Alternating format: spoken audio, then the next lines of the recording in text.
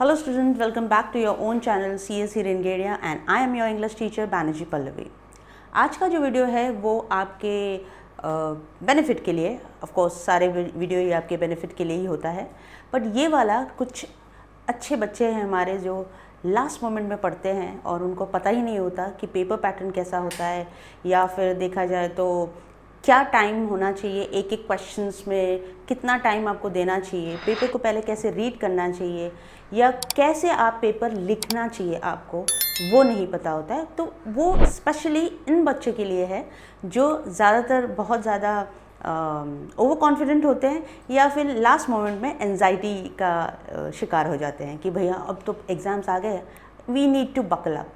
So this video is specially for everyone, but especially for those students who need to buckle up, यानी अब आपको कमर कसना पड़ेगा आपके एग्ज़ाम्स, क्योंकि बोर्ड को ज़्यादा देर नहीं है।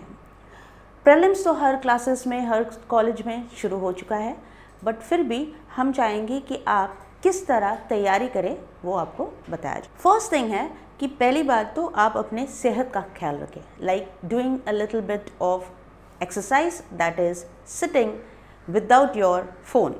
मोबाइल फ़ोन से थोड़ा refrain your self from mobile phone से थोड़ा दूर रहे, टीवी से, लैपटॉप से थोड़ा सा दूर रहे, आईपैड से जिससे आपको बहुत ज़्यादा प्यार है, इन सारे गैजेट से थोड़े दिन के लिए थोड़ा दूर रहे। उसके बाद आप अपने खाने पीने पे ध्यान दें, क्योंकि खाना पीना भी इम्पॉर्टेंट होता है। जितना ज़्यादा आप अच्छा खाओगे उतना ही ज़्यादा आपके बॉडी को वो बॉडी के लिए अच्छा पड़ेगा। नेक्स्ट है आपका स्लीप। बहुत सारे बच्चे रात भर जागते हैं पढ़ने के हिसाब से, लेकिन कहीं और मन डाइवर्ट हो जाता है उनका। सो मेक श्योर कि आप पढ़ाई भी का एक टाइम टेबल बना लें और टाइम टेबल के हिसाब से पढ़ें। ज़बरदस्ती मम्मी ने, पापा ने उठा दिया या टीचर ने कहा तो उठ के बैठ गए और पढ़ने शुरू किए, don't do that. Don't give your brain a strain.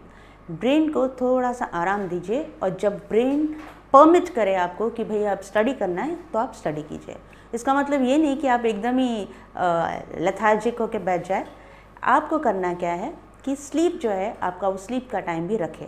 If you feel कि आपको मॉर्निंग अच्छा लगता है पढ़ने, तो बिल्कुल आप रात को अच्छे से सोए और सुबह उठ के पढ़ें। या आपको लगता है कि सुबह आपको पढ़ना नहीं होता और रात को पढ़ना है, तो बिल्कुल आप रात को पढ़िए। कॉफ़ी ले लीजिए, चाय ले लीजिए, मिल्क ले लीजिए, जो भी आपको लेना है लीजिए, और आप प्लीज़ मेक श्योर कि एक टाइम टेबल बनाएं। अब टाइम टेबल बनाने के बाद जो चीज़ है उसको प्लीज़ फॉलो करें। अब कैसे करेंगे? जब टाइम टेबल बना लिया, आपका बोर्ड्स का टाइम टेबल तो ऑलरेडी आपके पास आ गया होगा। लास्ट ईयर का जो टाइम टेबल था और इस ईयर का ऑलमोस्ट सेम ही है। सबसे पहला पेपर आपका इंग्लिश ही होता है।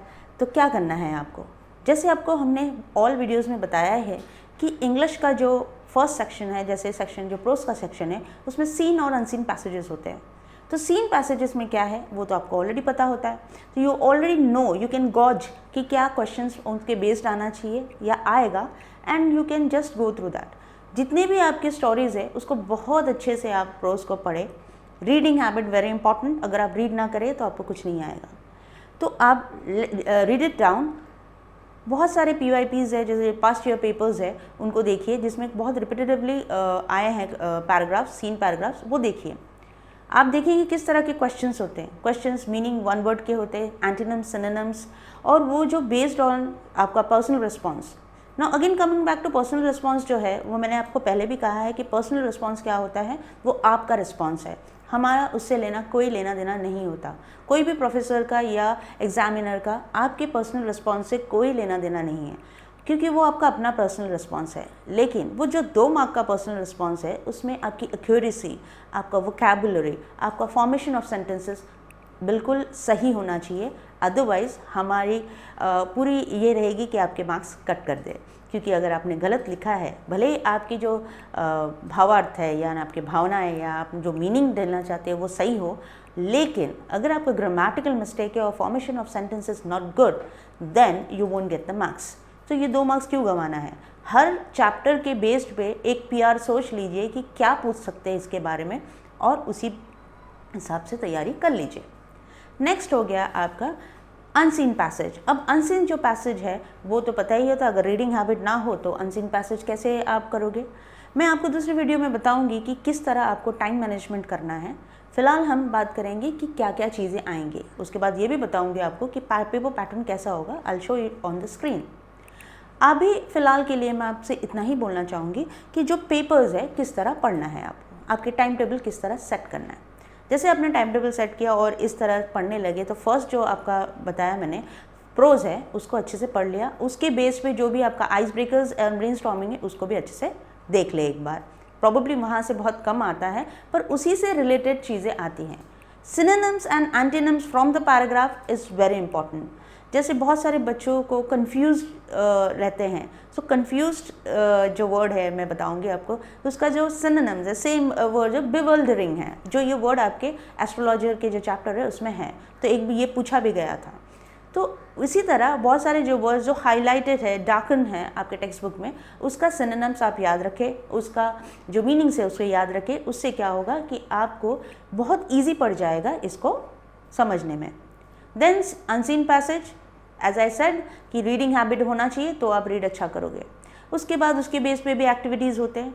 आपका जो पोम सेक्शन है, मैंने बहुत सारे वीडियोस सारे पोम्स के figures of speech and videos, stanzas का जो मीनिंग है यानी भावार्थक जो है जिसे बोलते हैं पोम के, वो सारे मैंने आपको दिए। आप एक बार वीडियोस को देखेंगे, लास्ट मोमेंट में भी देखोगे तो एक बार आपका रिविजन हो जाएगा। Every line has a figures of speech, तो उसके ऊपर आप काम कीजिए। ऑब्वियसली 4 मार्क्स आपके हाथ में ऐसे ही आ गए। नेक्स्ट बात होगी, अगर आपको समझ में नहीं आ रहा है, याद नहीं रह रहा है कि पोएट का नाम क्या है या टाइटल क्या है, एक एक आप उसमें से वर्ड उठा लीजिए, एक वर्ड जो आप उससे रिलेट कर सकते हैं। जैसे इंचकेप जो आपका पोम है उसमें बहुत सारी ऐसी चीज़ें हैं जिससे अब जैसे बेल हो गया, इंचकेप में तो बहुत बार इंचकेप भी रिपीट हुआ है, तो आपको पता चल जाना चाहिए कि ये उसी में से है। ब्यूटी, जो शी वॉक्स इन ब्यूटी में भी बहुत सारे ऐसे वर्ड्स हैं जिससे आपको पता चलेगा कि ये है, वही वो वर्ड इस पोम का है। वीवर्स का जो है उसमें भी है। तो बहुत सारे पोम्स के जो भी आपके 2.1 से 2.8 पोम्स हैं उसमें से सारे जो वर्ड्स है जो हाईलाइट कीजिए और उसी वर्ड को याद रखिए कि ये वर्ड, ऐसे सारे वर्ड्स आएंगे तो वो उस पोम के होंगे। अभी तक तो शायद आपको याद भी हो जाएंगे पोम्स। उसके फिर उनके सामने लिखिए ऑथर्स के नेम, जो राइटर्स है ऑथर्स हैं उनका नाम लिखिए, तो आपको वो याद आ जाएगा कि ये, तो 2 मार्क तो आपके यहीं पे बन गए। उसके बाद आप उसके राइमिंग स्कीम, बहुत सारे में तो फ्री वर्स है तो वो तो बहुत ही ईजी हो गया आपके लिए। अगर आपको राइमिंग स्कीम देखना नहीं आता या आपको फ्री वर्स मतलब नहीं पता तो आप वीडियो जाके बैक जाके आप वीडियो देख सकते हैं, उसमें सारे चीज़ें line to line in depth दिया गया है। If you really want to score good, you please go and watch those videos so that you can get a good amount of knowledge about the poems. Next आ गया आपका writing skills. Writing skills आपके 12 writing skills होते हैं, जिसमें से मैंने already आपको बताया कि कौन से आपको लेना है। फिर भी मैं आपको दूसरे वीडियो में जब पेपर पैटर्न्स बताएंगे, टाइम मैनेजमेंट बताएंगे, तो मैं आपको बता दूंगी कौन सा लेना है और उस पर कितना मार्क्स का वेटेज है। बेटर पड़ेगा। आपका 12 है, 12 में से आपको सिर्फ 4 है तो बहुत इजी है। तो आप 3-3 जो आपको दिया जाएगा, 4 ऑप्शंस में 3-3 करके दिया जाएगा, उसमें से आपको जो आपको बेस्ट कर सकते हैं उसको उठा लें। मेक श्योर कि आप बेस्ट वाले तो उठा लें, साथ में आप दूसरे को भी थोड़ा सा एक झलक मार दें, क्योंकि कभी कभार क्या होता है जो आप बहुत अच्छे से जानते हो वो थोड़ा हार्ड आ जाता है और जो आपको ऐसा लगता है कि नहीं ओके ये तो हम ऑप्शन में डाल सकते हैं, वो इजी हो जाता है। तो make sure that you give the try on both of them. Next आ गया आपका लिटरेरी जॉनरा। लिटरेरी जॉनरा में क्या है, आपकी 4 स्टोरीज है, उसमें आपको पता होता है कि 4.1 जो है हिस्ट्री ऑफ नॉवेल्स, उसमें से सिर्फ MCQ बेस्ड, क्रोनोलॉजिकल ऑर्डर्स, आपके ऑब्जेक्टिव बेस्ड क्वेश्चंस आते हैं। आपके फिल इन द ब्लैंक्स हो गए, आपके मैच द कॉलम्स हो गए, ट्रू और फॉल्स हो गए, करेक्ट द स्टेटमेंट हो गए, तो ये सारी चीज़ उसी में से आता है। तो आप ध्यान से देखें कि उन सारी चीज़ों में आपको कोई भी प्रॉब्लम्स ना हो, यानी ऑथर्स के नाम, उसके बुक्स के नाम, कौन सा नॉवल सबसे पहले यूरोपियन नॉवल था, कौन से इंडियन नॉवल था, ये सारी चीज़ें आप छोटी छोटी उसको हाईलाइट करके, हमने जब किया था तभी भी हमने हाईलाइट किया हुआ है, तो आप बैक टू जाके वीडियोस वॉच कर सकते हैं। एक बार आपने वो कर लिया तो आपका 4.1 जो 4 मार्क्स का होता है वो कहीं नहीं गया, 4 मार्क्स आपको ऐसे ही मिल जाएगा। नेक्स्ट वाला क्वेश्चन जो होते हैं, जो 3 क्वेश्चंस नेक्स्ट होते हैं, यानी 6 क्वेश्चंस होते हैं BCD। ए में तो आपका 4.1 आ गया, जो BCD होते हैं वो 4.2, 4.3, 4.4 होता है। तो उसमें आपको पता ही है कि यहाँ से ही आने वाला है, तो सिंपल है, आप ब्रेनस्टॉर्मिंग का जो क्वेश्चंस है उसी में देखिए, बहुत सारे क्वेश्चंस रिपीट भी हुआ है मार्च में और फेब में और पहले जुलाई में भी, तो आप देखिए कि वो कैसे आप क्वेश्चंस है, उसी बेस्ड पे क्वेश्चंस होता है, क्योंकि ज़्यादा कुछ क्वेश्चंस में फ़र्क नहीं होता। इट इज़ कैरेक्टराइज्ड, आपको कैरेक्टर के बारे में पूछा जाएगा, आपको थीम नॉवल का स्टोरी पूछा जाएगा, समराइज़ किया जाए होगा, या एनालिसिस होगा, या सिनॉप्सिस होगा। तो ये आपको 50 वर्ड्स में लिखना है। 50 वर्ड्स कुछ बड़ा नहीं है, छोटा सा ही है, तो आप वो लिख सकते हैं। तो ये जो 6 आपको मिलेगा वो 4-4 मार्क्स का, तो टोटल 16 मार्क्स का आपका नॉवल बेस्ड होता है। सारे जो आपके इंग्लिश का पेपर है देखा जाए तो वो बहुत इजी है, अगर आपने अच्छे से तैयारी की होगी और जो जो चीज़ में आप फोटे रखते हैं, जो जो चीज़ में आप अच्छा है, आपका कमांड अच्छा है, वो आप यूँ ही कर सकते हैं। लेकिन एक बात और, लिटरेचर के कोई भी पेपर हो वो लेंदी भी होता है, तो आपकी हैंडराइटिंग की जो स्पीड है वो होनी ज़रूरी है। इसी वजह से आप क्या करें कि ड्यूरिंग द टाइम टेबल जब आप अपना सेट कर रहे हैं, तभी आप एक टाइम टेबल और सेट करें जिसमें आपके जो पेपर्स हैं, यानी जो PYP पेपर्स या पास्ट ईयर्स के पेपर्स हैं, उनको लेके बैठें। एक बार जैसे ही आपने आप स्टडीज़ कर लिए, एक रिवाइज़ कर लें। रिवाइज़ करने के बाद एक पेपर रोज़ का 1 से 2 पेपर आप बिल्कुल सॉल्व करें। इसलिए बोल रही हूँ आपको कि आपको प्रैक्टिस हो जाएगा, you will have a practice कि कितना टाइम में आप अपना पेपर ख़त्म कर सकते हो। क्योंकि अगर आप राइटिंग स्किल्स में अच्छे हो तो आपका राइटिंग स्किल बहुत जल्दी ख़त्म हो जाएगा। पेपर आपका 3 आवर्स का है, I think it's across 180 minutes. तो 180 मिनट्स को कैसे आप डिवाइड करोगे ये मैं आपको नेक्स्ट वीडियो में बताऊंगी, और भी बताऊंगी कि कितना टाइम कितने क्वेश्चंस में आपको देना है और कौन से क्वेश्चंस को कैसे अटेम्प्ट करना है। क्योंकि बहुत सारे बच्चे होते क्वेश्चन का पूरा हच पच कर देते हैं, यानी खिचड़ी बना देते हैं। हच पच करोगे तो आप एग्जामिनर की मूड को ख़राब करोगे, क्योंकि उनके पास 1-2 पेपर्स नहीं होते, उनके पास लाखों पेपर्स होते हैं चेक करने के लिए, हज़ारों पेपर्स को चेक करने के लिए आते हैं उनके पास। तो आप उनको इस तरह का कंसिडरेशन थोड़ा रखिए और इस तरह का प्रेशर ना दे कि वो आपके मार्क्स कट कर दे। क्योंकि एक आंसर आपने एक पेज में लिखा और दूसरा लास्ट पेज में लिखा, इट वोंट वर्क।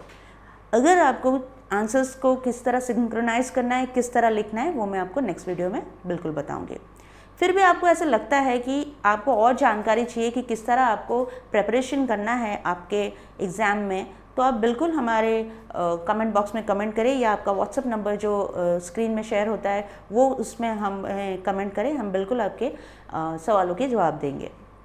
उसके पहले आपको चैनल को सब्सक्राइब भी करना पड़ेगा। इफ़ आपने सब्सक्राइब किया होगा तो बिल्कुल, सब्सक्राइब नहीं किया होगा तो सब्सक्राइब करें, बेल आइकन को भी हिट करें, क्योंकि अभी बहुत सारे चीज़ें ऐसी आती रहेगी जो आपके एग्ज़ाम के लिए बहुत इम्पॉर्टेंट है। जैसे आपके ऑलरेडी वीडियोस हमारे आ रहे हैं आपके प्रिपरेशन के लिए दूसरे सब्जेक्ट्स के, वैसे इंग्लिश का भी आता रहेगा।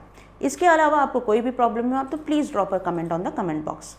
वीडियो अगर अच्छा भी लगे तो उसको लाइक करें और अपने फ्रेंड्स के साथ शेयर भी करें, क्योंकि उनको भी लास्ट मोमेंट एंट्रीज वाले बहुत सारे होते हैं।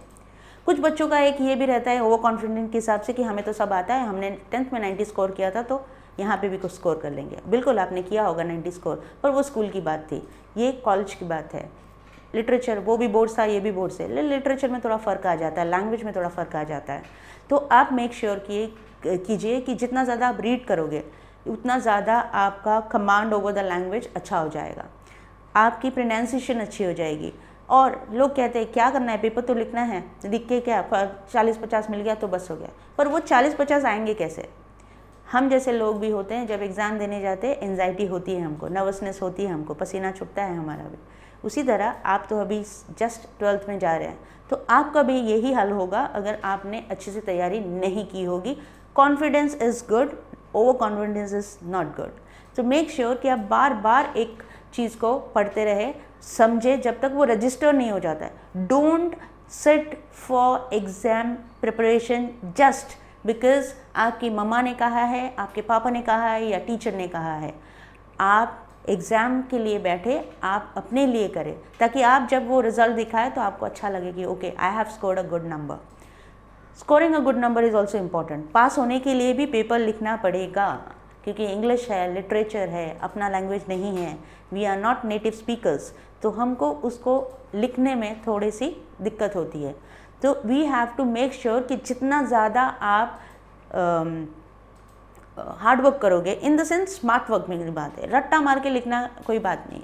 आप अगर स्मार्ट वर्क करोगे कि ये इतने लिखने से इतना मार्क्स मिलेगा, इतने ये करने से, फॉर्मेट याद रखने से इतना मार्क्स मिलेगा, उसी में आपको 40 to 50 मार्क्स 80 में मिल जाएगा।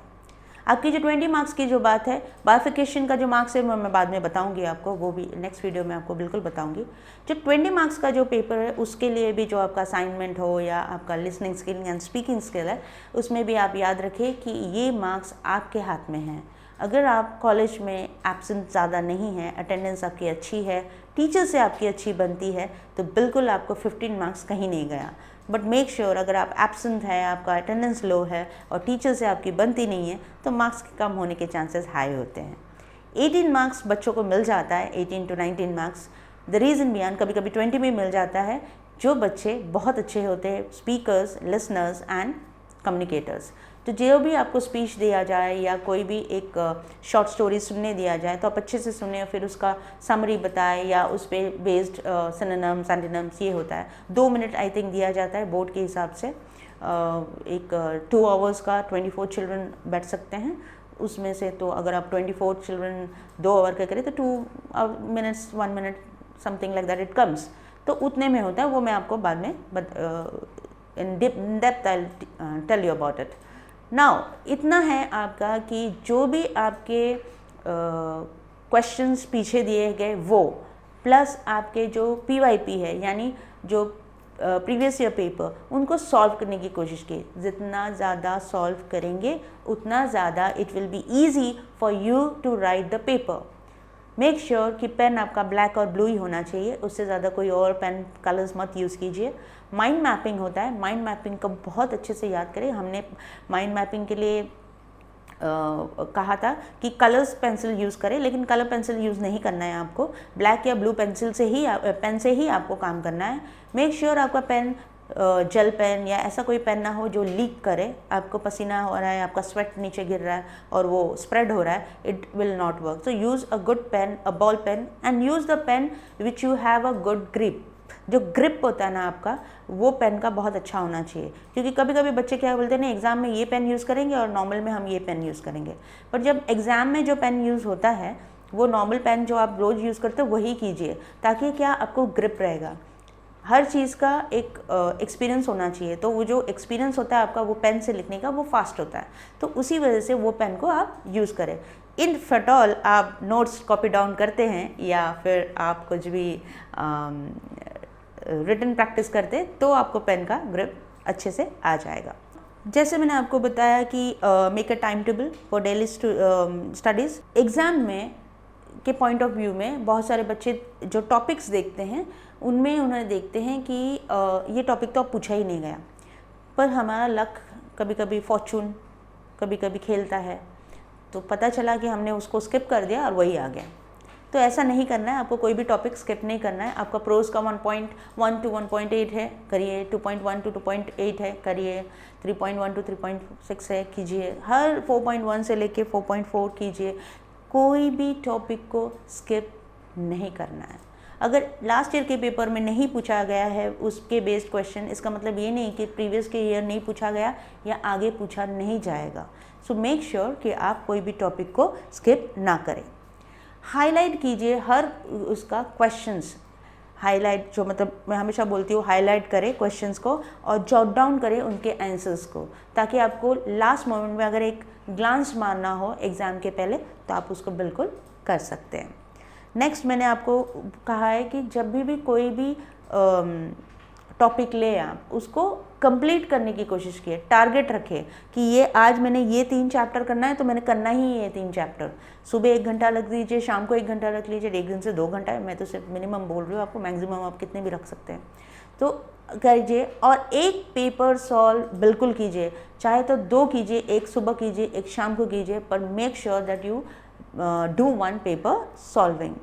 उसके बाद आपका ये हो गया कि जब भी आप स्टडी करें, प्रेशर में स्टडी ना करें, आप स्टडी करें फ्रेश माइंड से। फिर मैंने आपको सारी चीज़ें बता दी है मोस्टली, और बीच में आप पढ़ाई के बीच में थोड़ा ब्रेक ले सकते हैं, लेकिन ब्रेक लेने का मतलब ये नहीं होता कि आप इंस्टाग्राम या फेसबुक या ट्विटर, पता नहीं आजकल क्या क्या ऐप्स होते हैं बच्चों के, वो देखते रहते हैं। एडिक्शन है वो, इंस्टाग्राम स्क्रॉल करते बैठोगे तो 2 घंटे हो जाते हैं, स्क्रॉल ही करते रहते हैं हम लोग। तो मेक श्योर कि आप इस चीज़ों से रिफ्रेन करें अपने आप को थोड़े दिन के लिए। After exams you are free to do. So English में आपको करना क्या है, reading important, writing practice important, grammar important, और जो पर्सनल रिस्पॉन्सेज है उससे ज़्यादा आप देखिए कि पर्सनल रिस्पॉन्सेज कहाँ से और कैसे टाइप के आ रहे हैं। हम उसके पे भी वीडियो बनाएंगे, पर्सनल रिस्पॉन्स को कैसे लिखना है। कुछ क्वेश्चंस हम लेके आएंगे, उसको हम सॉल्व भी करेंगे। स्पॉट द एरर्स, बच्चे 1 मार्क का होता है, सब बच्चे बोलते कर लेंगे, लेकिन 1 मार्क के लिए भी % कम हो जाता है। तो 1 मार्क का जो स्पॉट द एरर है वो भी हम करेंगे। 4 मार्क का जो ग्रामर्स है उसको भी मैं थोड़ा आपसे सॉल्व करवाऊंगी, ताकि आपका जो बेस है स्ट्रॉन्ग हो जाए। जब आपका बेस स्ट्रॉन्ग हो जाएगा ऑब्वियसली आप कॉन्फिडेंट हो जाओगे और ऑब्वियसली आप लिखोगे। राइटिंग स्किल्स पे ज़्यादा जोर दें, क्योंकि राइटिंग स्किल्स और लिटरेरी जॉनरा जो 16 मार्क्स का है बहुत अच्छे से आप स्कोर कर सकते हो। इवन आपका जो ग्रामर पार्ट है, ग्रामेटिकल, सीन पैसेजेस और पोम, इसमें ही आपको 40 के ऊपर मार्क्स आ जाएंगे। तो मेक श्योर कि आप पढ़ाई शुरू कर दें, टाइम टेबल बना लें। आपको इसके बारे में या इंग्लिश के related any questions, any queries, preparation के बारे में, you are free to drop a text and we are going to give you the answers. So till then, we'll see you on the next video. Till then, take care. Bye.